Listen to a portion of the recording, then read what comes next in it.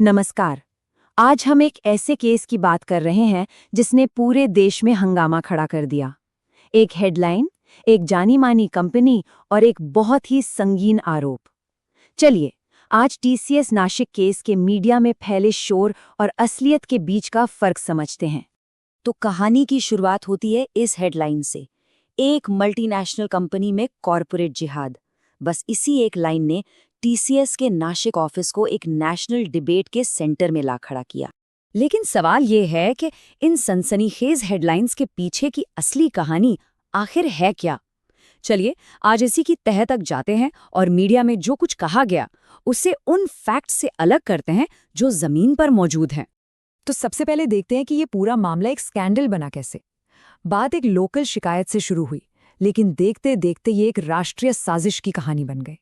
अब देखिए, मीडिया में क्या क्या बातें कही गई। कहा गया कि एक ग्रूमिंग गैंग है, कि लड़कियों को जबरन नमाज पढ़ने और बीफ खाने पर मजबूर किया जा रहा है।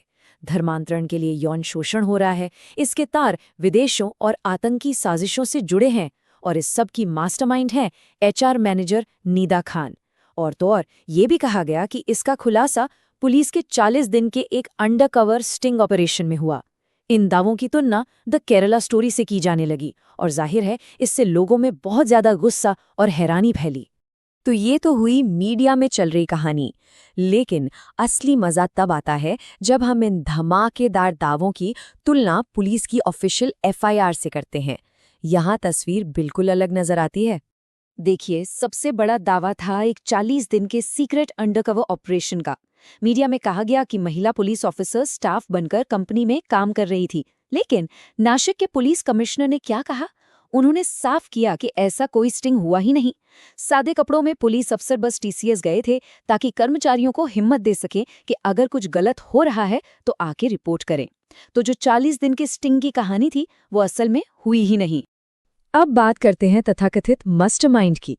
मीडिया ने कहा कि निदा खान एचआर मैनेजर थी, वो सरगना थी जो ये सब करवा रही थी। लेकिन जब टीसीएस ने अपनी शुरुआती जांच की तो क्या पता चला? निदा खान एचआर मैनेजर थी ही नहीं, वो एक प्रोसेस एसोसिएट थी। मतलब उसके पास ना तो किसी को नौकरी पर रखने का अधिकार था और ना ही वो किसी लीडरशिप रोल में थी।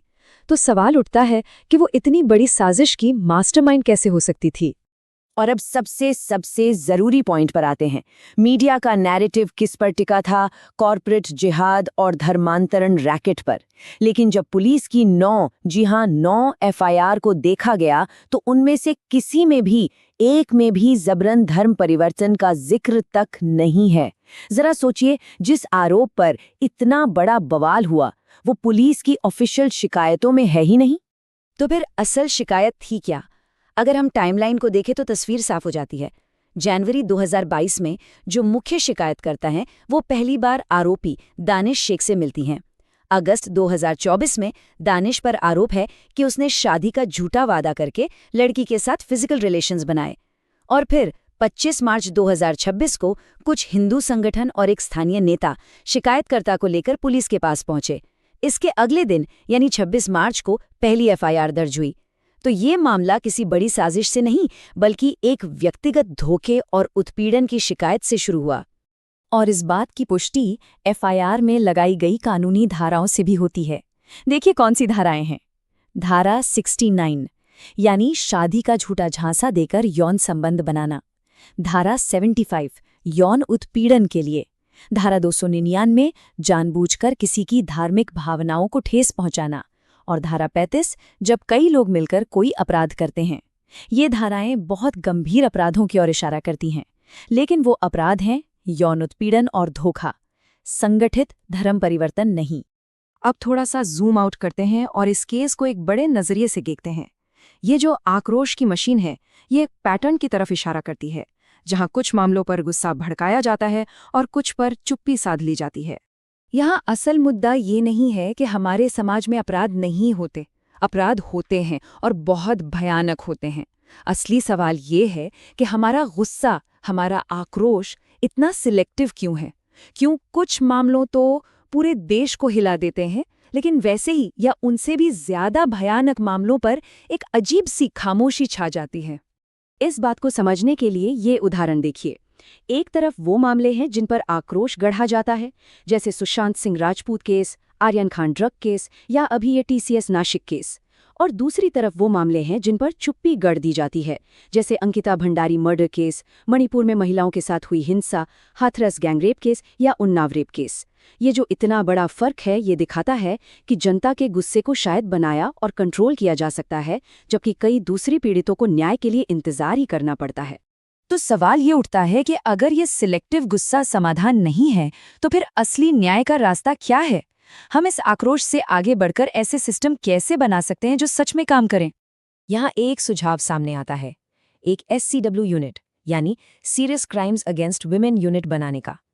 सोचिए, एक ऐसी खास लॉ एनफोर्समेंट यूनिट जैसे एंटी टेरर स्क्वाड होती है, जो सिर्फ और सिर्फ महिलाओं के खिलाफ होने वाले सबसे घिनौने अपराधों की जांच करे और केस लड़े।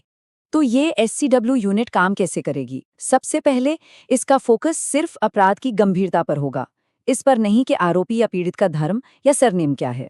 दूसरा, इसके पास अपने स्पेशल रिसोर्स होंगे, अपनी फोर्स, अपना फंड, अपनी टेक्नोलॉजी। तीसरा, ये केस को रिपोर्ट दर्ज होने से लेकर सजा दिलाने तक मैनेज करेगी। और चौथा, इसका लक्ष्य होगा ऐसे मामलों में मिसाल कायम करने वाली सजा दिलवाना, ताकि समाज में एक कड़ा संदेश जाए। इससे महिलाओं के खिलाफ होने वाले सबसे क्रूर अपराधों को वो तवज्जो और वो संसाधन मिलेंगे जो उन्हें मिलने चाहिए हर बार। इसका सीधा सा लक्ष्य है यौन उत्पीड़न जैसे मामलों को राजनीति से बाहर निकालना और पूरा ध्यान सिर्फ और सिर्फ न्याय दिलाने पर लगाना। तो आखिर में सवाल हम सबके लिए है, क्या हम बस अगले किसी गड़े हुए आक्रोश का इंतजार करते रहेंगे, या फिर हम वाकई में एक ऐसी असली सुरक्षा की मांग करेंगे जो लंबे समय तक टिकने वाले सिस्टमिक बदलाव से आए?